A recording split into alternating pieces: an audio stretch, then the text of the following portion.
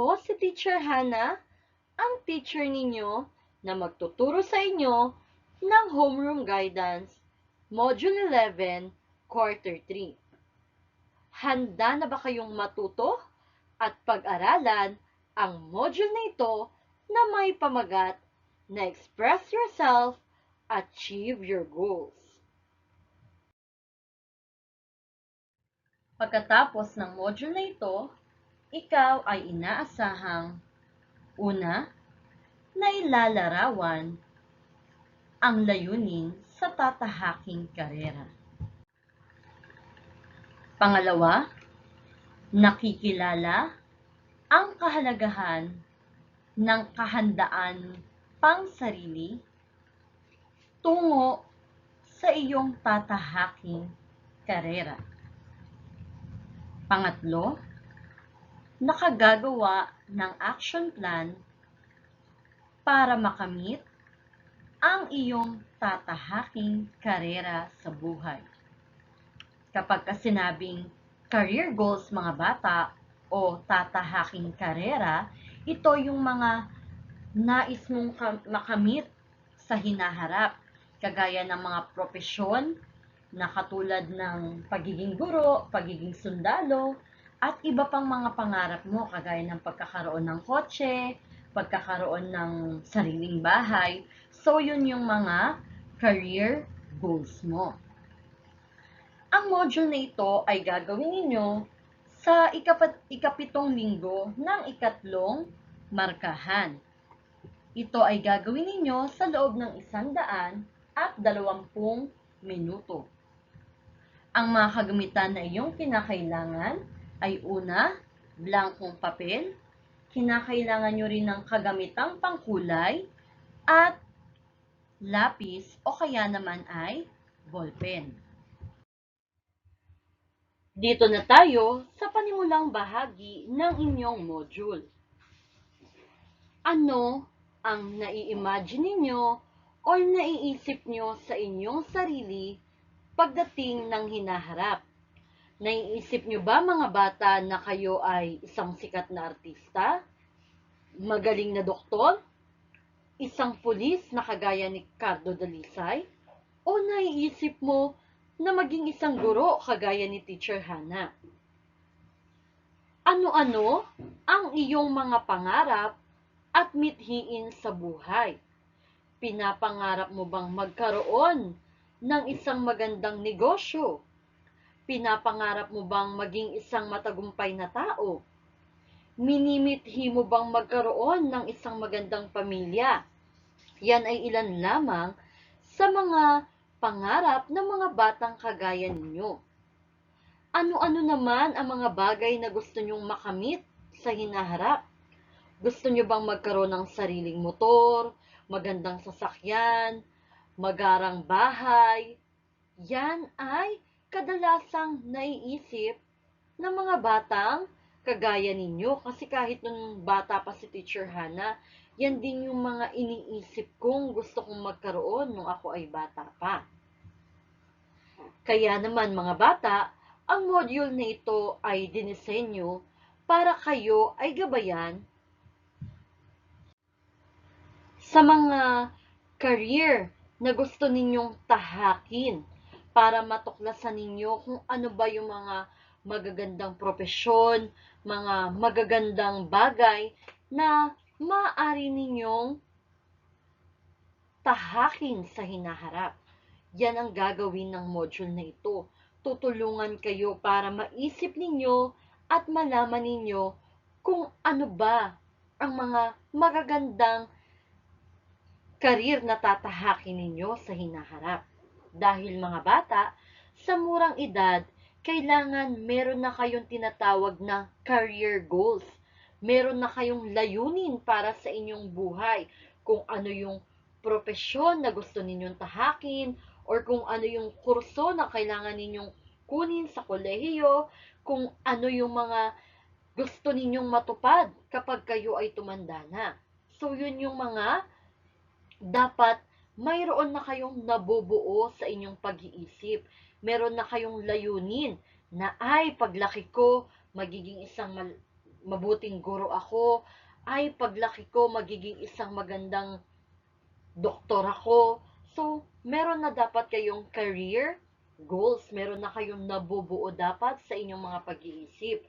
Para naman mga bata, may malinaw na kayong definisyon ng inyong mga pangarap sa buhay.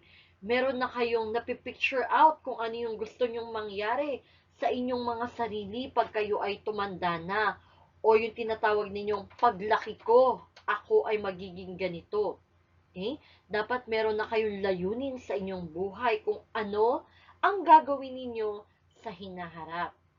At syempre, kapag meron ka ng career goals, may layunin ka na para sa sarili mo, para sa buhay mo, maaari mo na tong tuparin sa hinaharap.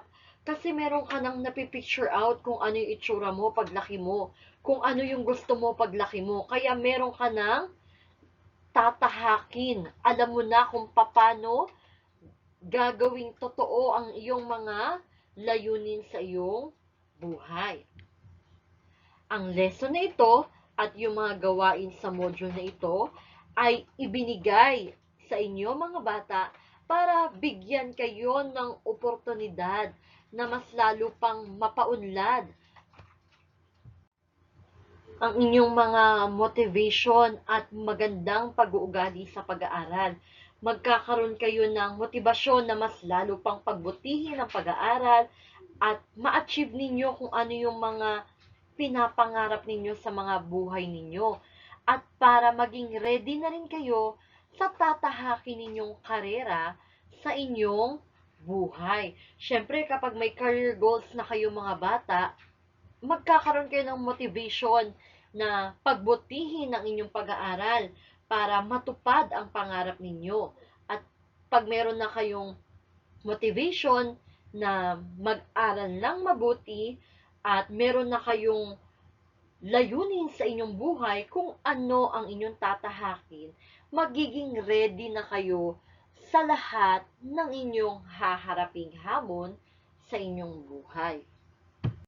Bago natin tuluyang gawin ang module na ito, tayo muna mga bata ay magbabalik-aral sa inyong ginawa noong nakaraang module. Sa module 10, kayo ay nagtala ng mga mahalagang kaalaman at kasanayan na inyong nakuha sa mga naranasan ninyo sa inyong buhay.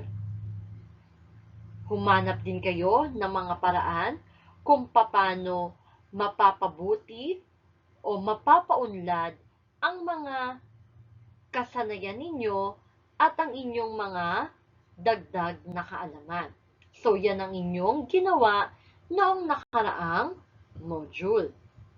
Ngayon naman ay gawin natin ang Let's Try This activity na may pamagat na Rocket in the Future. Ang gagawin ninyo, isipin ninyo na kayo ay sasakay sa isang rocket na dadalhin kayo sa future. Isipin ninyo kung ano ang magiging career ninyo o profesyon ninyo o kaya naman ano ang inyong magiging trabaho sa hinaharap. Uulitin ni teacher. Isipin mo na kayo ay papasok o kaya sasakay sa isang rocket at dadalhin kayo nito sa hinaharap. At habang nag-iisip kayo na nakasakay kayo sa inyong rocket, isipin nyo na rin kung ano ang inyong magiging trabaho o profesyon paglaki ninyo. Naisip nyo na ba mga bata? Ngayon naman, umisip kayo ng isang bagay na maaaring maging simbolo ng inyong pangarap na profesyon o pangarap na trabaho. So halimbawa si Teacher Hannah, bata pa, at ang pangarap ko ay maging guro.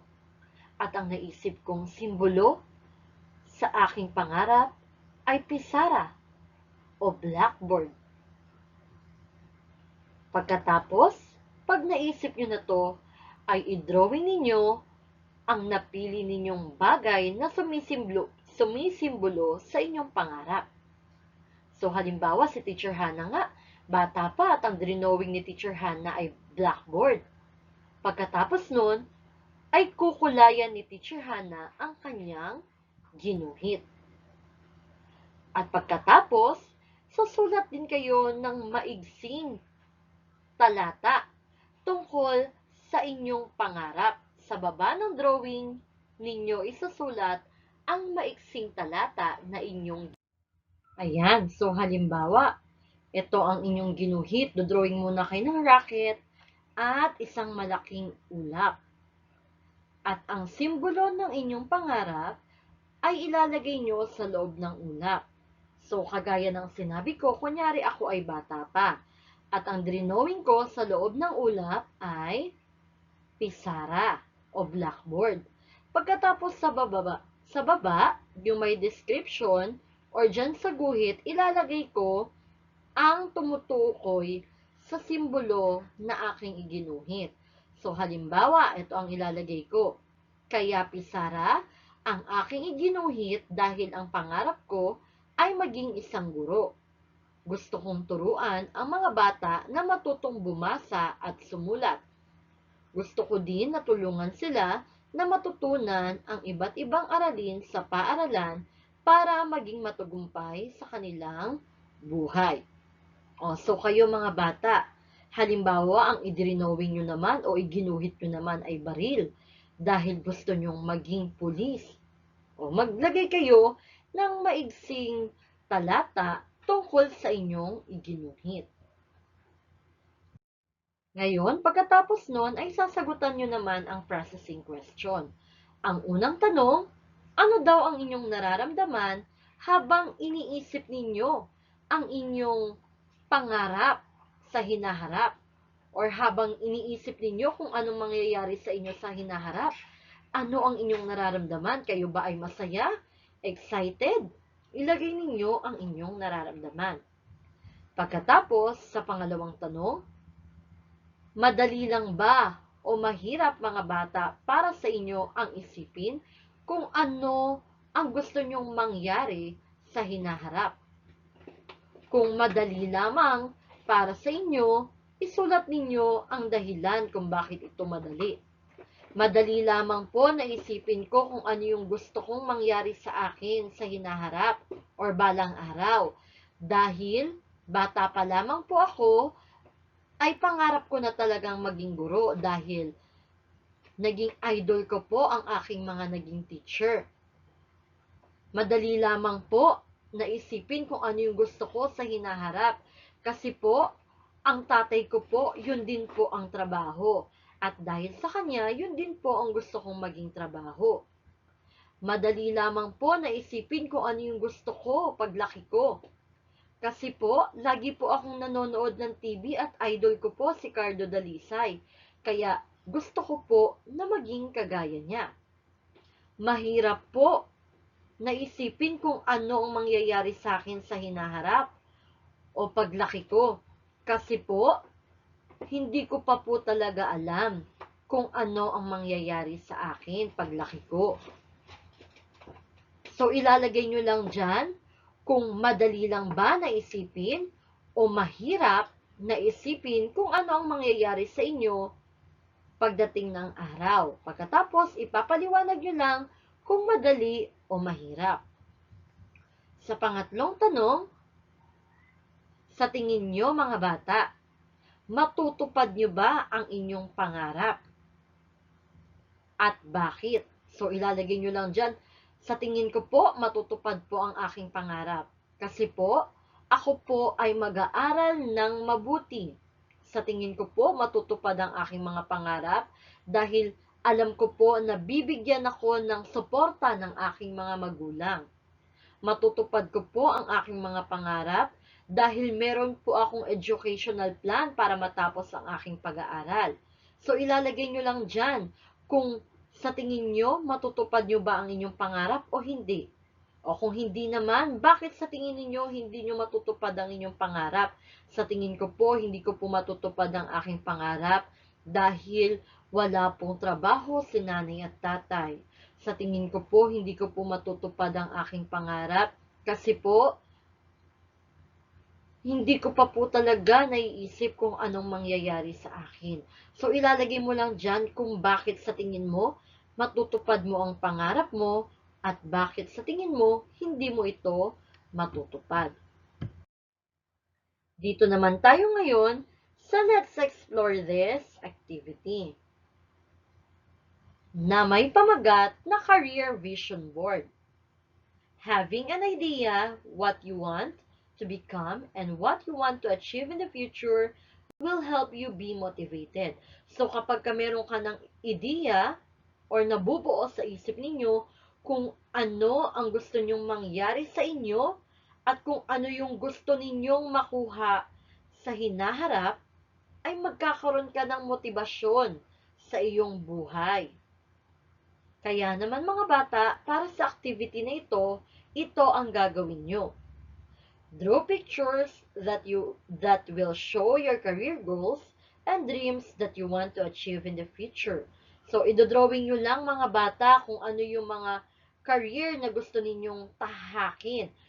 So, yung mga pangarap ninyong propesyon, yun ang ilalagay nyo. At yung mga bagay na gusto nyong matupad sa hinaharap. So, halimbawa, gusto nyong maging doktor, o ano pa yung mga gusto ninyong makamit? Gusto niyo magkaroon ng sariling bahay, sariling kotse, sariling negosyo, gusto ninyong makapunta sa Amerika o kung saan man, yun po ang inyong iguguhit. Map out your vision board and use creativity in presenting it. So, gagawa kayo ng vision board. Pwedeng mag-drawing kayo ng sarili ninyo, tapos maraming ulap, tapos nakalagay doon kung ano ang inyong pangarap. Pwede din namang i-drawing nyo yung sarili ninyo, tapos napapalibutan lang ng mga pangarap ninyo sa buhay or mga star-star, pwede din. Gawin ninyong creative ang inyong vision board. Meron akong example na ipapakita sa inyo para maging guide ninyo kung ano ang gagawin sa activity na ito. So, halimbawa, ayan, yung batang lalaki na nakalagay, what will I become in the future? What are other dreams and aspirations that I want to achieve in the future? So, yan yung sinasabi ko kanina, clouds naman yung ginawa niya. At ang kanyang pinapangarap ay sariling bahay at maging sundalo. O, pwede nyong lagyan na lang ng ilan kung pareho naman kayo ng pangarap. Meron din akong example pa dito. So, ayan siya. Siya yung batang lalaki. Ayan ang pangarap niya, bahay at maging sundalo. Yan. Tapos, lagyan nyo na lang yung mga wala pa kung pareho kayo ng pangarap. Okay, meron din akong example pa dito. Si Teacher Hannah naman to. Okay? Kunyari, ako yung batang babae. Tapos, nag-iisip ako kung ano yung mga pangarap ko sa buhay. Ayan, pagkatapos, naglagay ako ng 4 na ulap. Kasi pangarap ko maging teacher, pangarap ko magkaroon ng kotse, magkaroon ng bahay, at magkaroon ng isang masayang pamilya. O kayo naman, ano ang inyong pangarap? Pwedeng hindi clouds, mga bata, ang paglalagyan nyo ng mga pangarap ninyo, ha? Pwedeng star, pwedeng heart, o pwede kayo umisip, pwede ring pamapa talaga, yung may daanan, o pwede yun, pwede ring pa-ladder. Gagawa kayo ng mapa ng inyong mga pangarap na gamit ang creativity ninyo para mas lalong maganda. Okay, pagkatapos ninyong gawin yun, ay gagawin nyo naman ang processing question. Ang unang tanong, ano daw ang nararamdaman ninyo habang ginagawa natin ang activity sa Let's Explore This? Pangalawa, paano nyo daw naisip mga bata yung nilalaman ng inyong career vision board? O naisip nyo lang ba ito sa inyong sarili? O kaya naman naisip ko po ito kasi nagtanong po ako sa aking ate kung paano ko po idodrawing ang aking career vision board. Naisip ko lamang po ito dahil pumikit po ako ng maigi. At pagkatapos, nakita ko na po kung paano ko idodrawing ang aking career vision board. So, ilalagay mo lang dyan kung paano mo naisip ang style ng inyong career vision board. Kasi nga, di ba, sabi ko, kailangan may creativity. O, sinong tumulong sa inyo? Or paano nyo naisip na gano'n ang inyong i-drawing na career vision board? Yun ang ilalagay nyo dito sa number 2. At sa pangatlo, sa batang edad, mga bata, sa tingin nyo ba, mahalaga na dapat meron na kayong plano sa hinaharap? O kaya may preparation na kayo para sa hinaharap? Dapat ba mga bata sa edad ninyong yan ay alam nyo na kung ano ang tatahakin ninyo sa buhay, kung ano ang gusto ninyo sa buhay.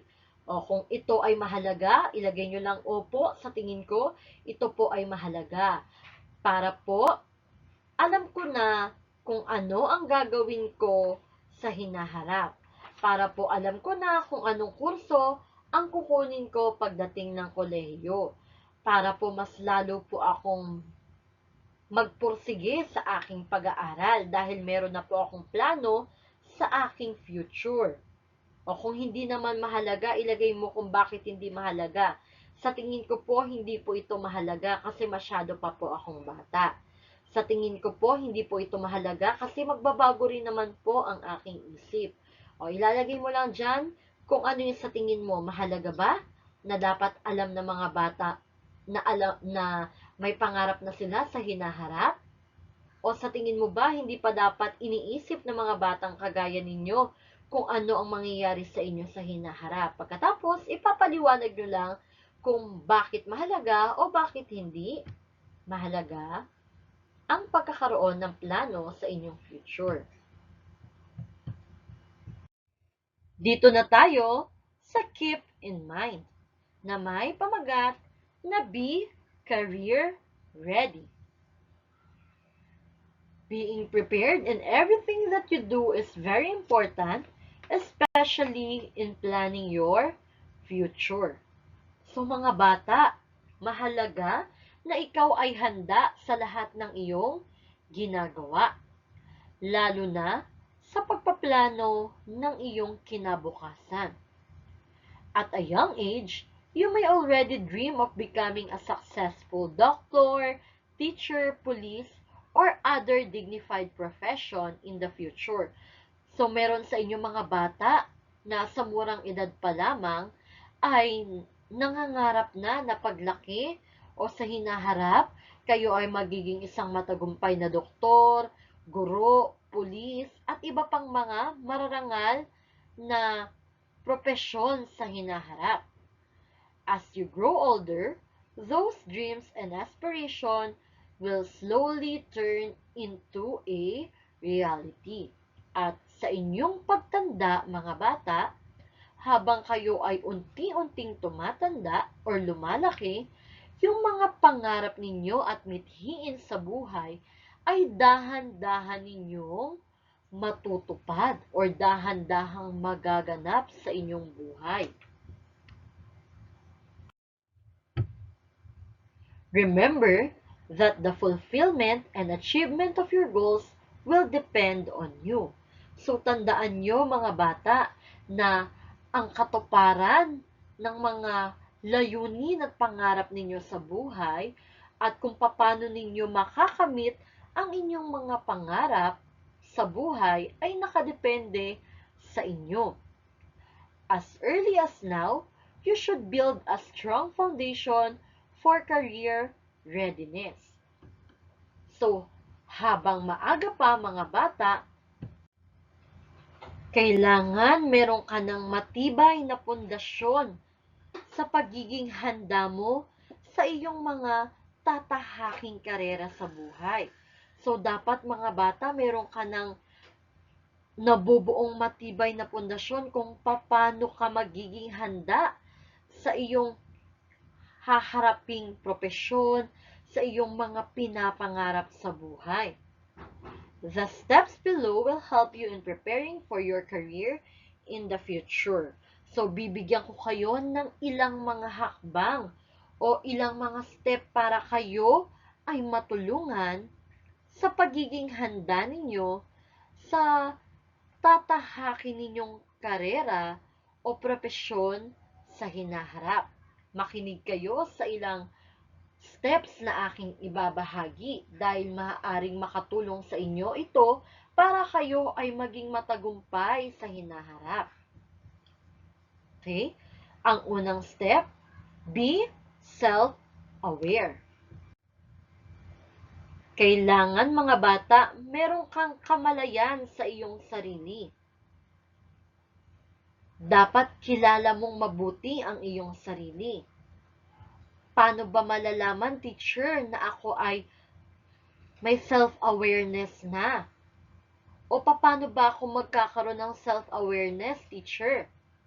Una, dapat kilalanin mo kung ano ang mga bagay na gusto mo at hindi mo gusto. Pangalawa, kailangan din alam mo kung saan ka malakas o magaling at kung saan ka din mahina. Pangalawang step,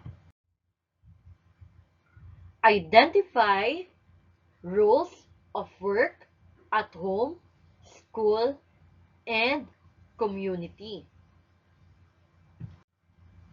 Kailangan din mga bata na tukuyin ninyo ang mga tungkulin o mga bahaging ginagampanan ng mga trabaho sa tahanan, sa paaralan, at maging sa komunidad. Paano po gagawin ito, teacher? Una, obserbahan mo ang mga trabaho ng mga tao sa paligid mo. So, tingnan mo kung ano yung ginagawa ng mga taong nasa paligid mo. Ano ba yung ginagawa ng mga doktor? Ayan, nakikita nyo, sila ay naggagamot ng mga may sakit, binabasa nila yung mga laboratory test, sila ang nagbibigay ng mga gamot na kinakailangan ng mga may sakit. Samantalang yung mga guro, sila ang nagtuturo sa mga bata, sila ang mga umaalalay sa pagkatuto ng mga bata.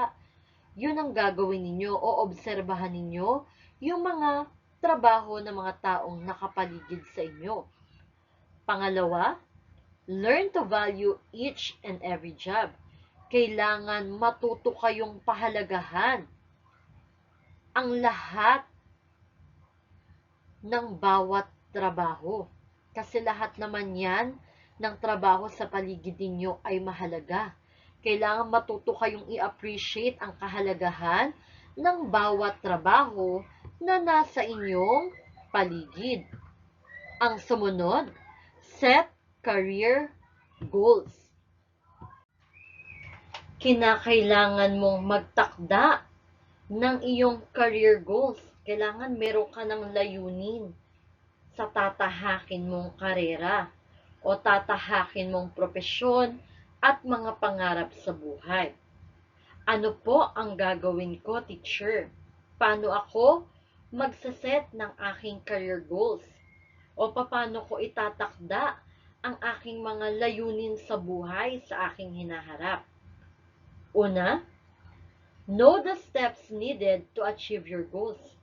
Kinakailangan, mga bata, alamin ninyo ang mga hakbang na kinakailangan para matupad ninyo ang inyong mga layunin sa buhay o para matupad ninyo kung ano yung mga pinapangarap ninyo sa buhay.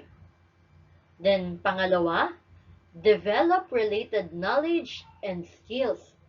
Kinakailangan, mga bata, ay buuin ninyo ang inyong mga sarili na may kinalaman sa inyong kaalaman at kasanayan.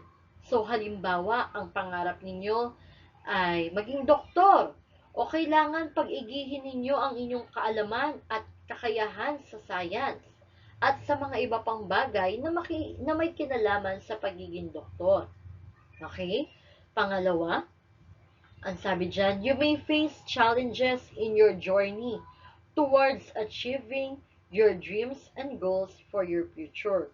So mga bata, tandaan ninyo na may mga haharapin kayong hamon sa inyong buhay.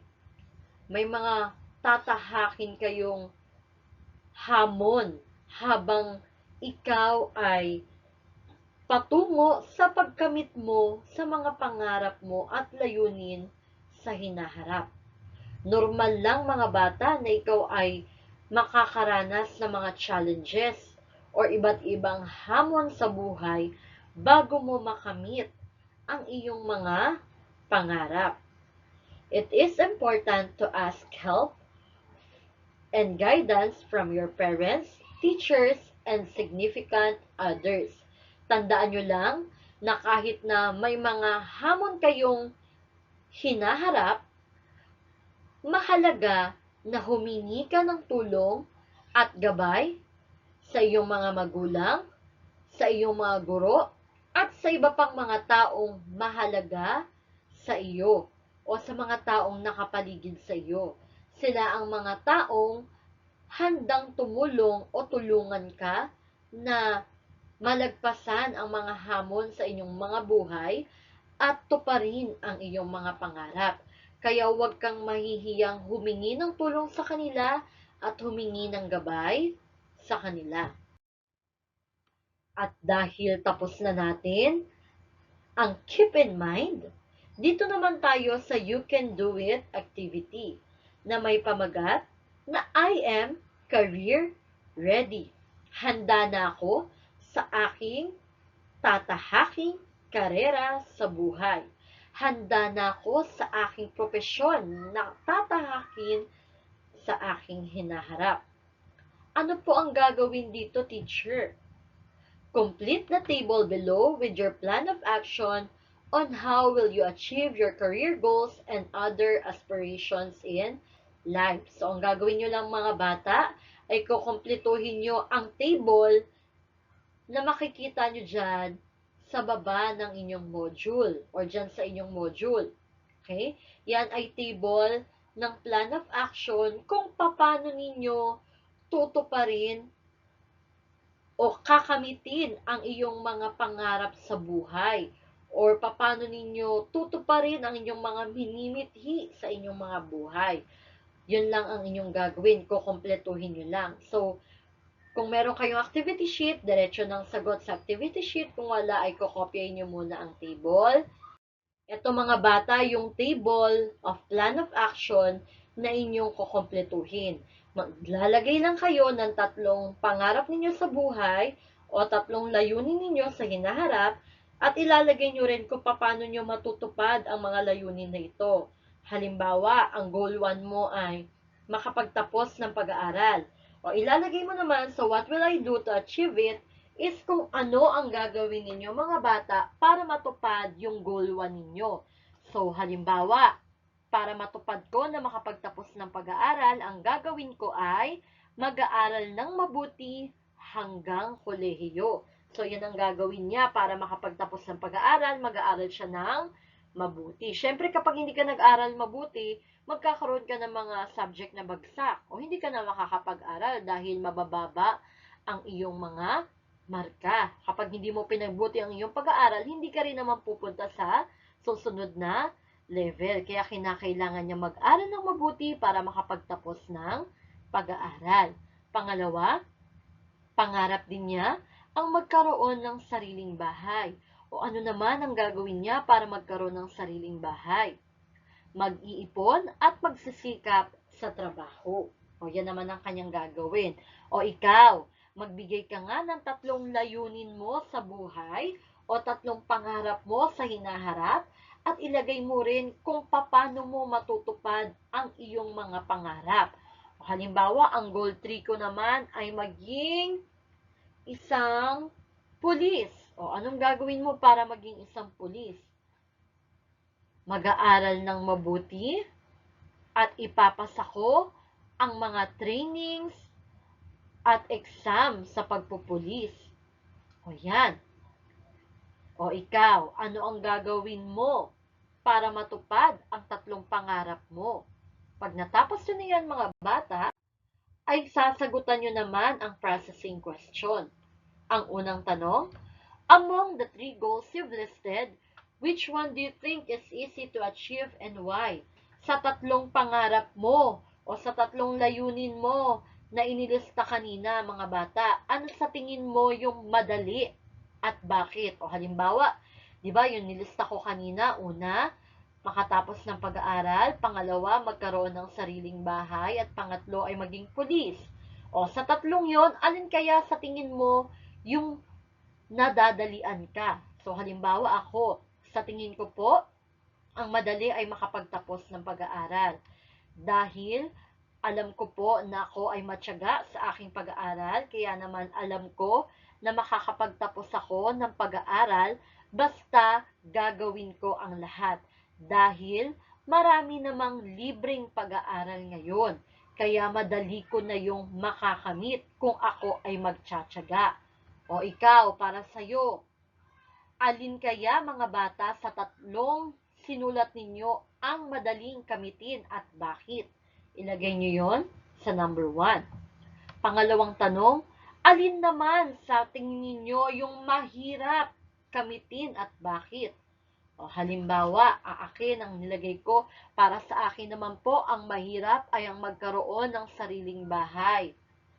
Kasi po, mahirap po ang mag-ipon dahil mahal ang mga bahay, kaya mahirap po sa akin yon. O, ikaw naman, sa tatlong nilista mo, alin kaya sa tingin mo ang mahirap makamit at bakit? Ilalagay niyo yun sa number 2. Pangatlo, who among your family members and significant adults can help you achieve your career goals? Briefly explain your answer. O, sa tingin nyo naman mga bata, sino naman sa mga miyembro ng inyong pamilya o sa iba pang mga mahalaga sa inyo na nakatatanda ang maaaring makatulong sa inyo para matupad ang inyong pangarap? O halimbawa, lagay mo dyan, sa tingin ko po, ang makakatulong sa akin para matupad ang aking layunin sa buhay ay ang aking tita. Kasi po, siya ay nasa abroad at siya po ang nagpapaaral sa akin. Sa tingin ko po, ang tutulong sa akin para matupad ko ang aking pangarap ay ang aking nanay at tatay, dahil nagtatrabaho sila ng maigi para maibigay ang aming mga gusto, para mapag-aral kami sa magandang paaralan. Ilalagay nyo lang yan sa number 3 kung sino sa tingin ninyo ang makakatulong sa inyo para makamit ninyo ang iyong layunin o pangarap sa buhay. Dito na tayo sa what I have learned. Madali lang ito mga bata. Ilalagay nyo lang ang letter T kapag sa tingin nyo tama ang ipinapahayag sa bawat bilang at letter F naman kung sa tingin nyo ito ay mali. Sa number 1, preparing a career goal is important while you are young.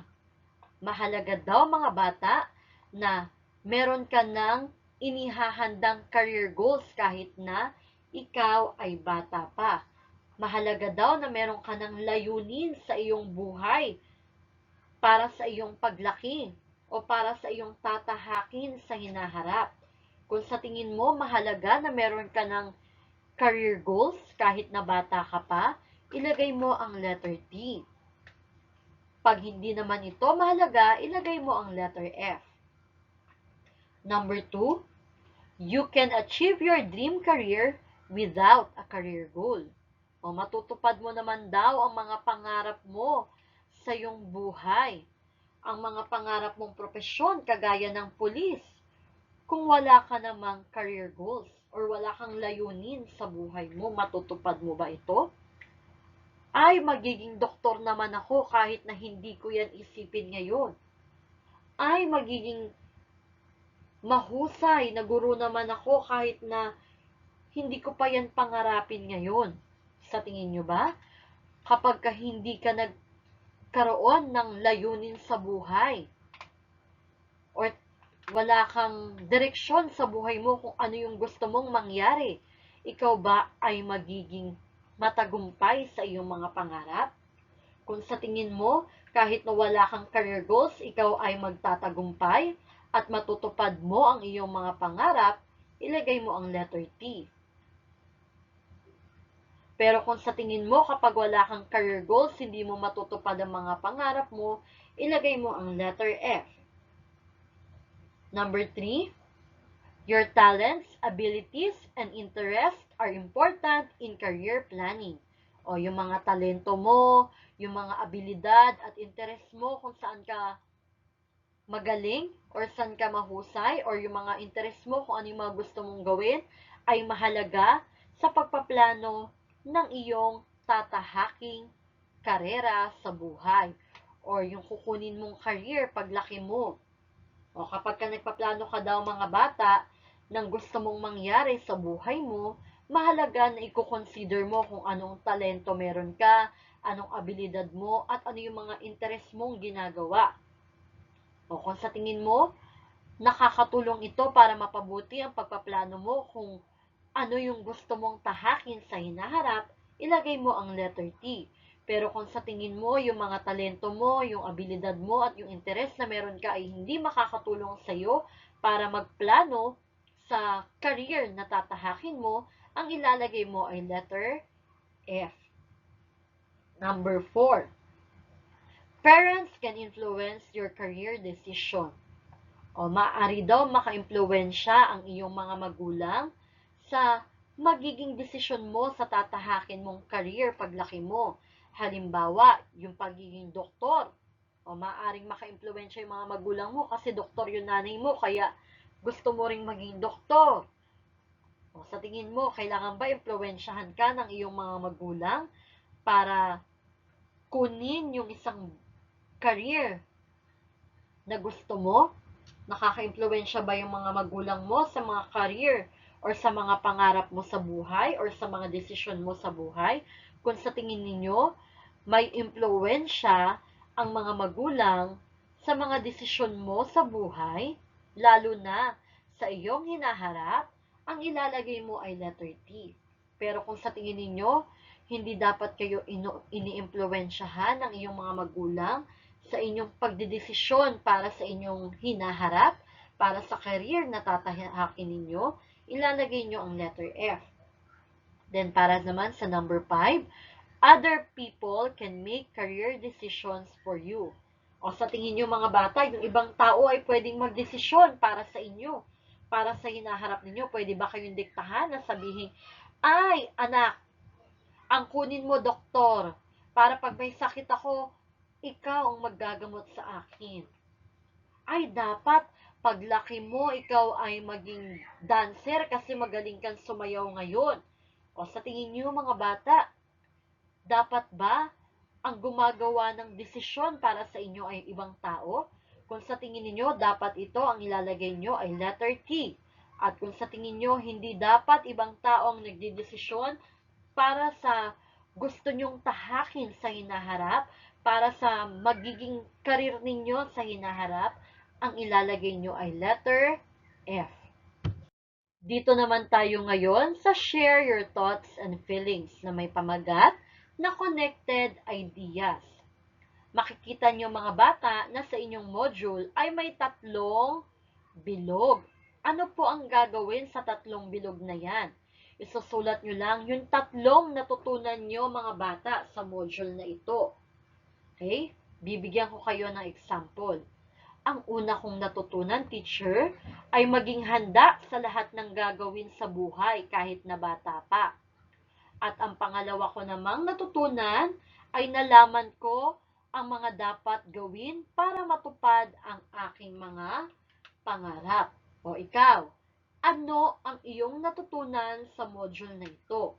Magbigay ka nga ng tatlo at isulat mo ito sa loob ng bilog. At pag natapos pa ito mga bata, binabati ko kayo dahil natapos ninyo ang huling module sa ikatlong markahan. Ang gagaling nyo naman dahil napagtagumpayan ninyo ang pagsagot sa module na ito. At hinahangad ni Teacher Hana na magkaroon ka ng isang magandang career sa inyong future. Good luck mga bata!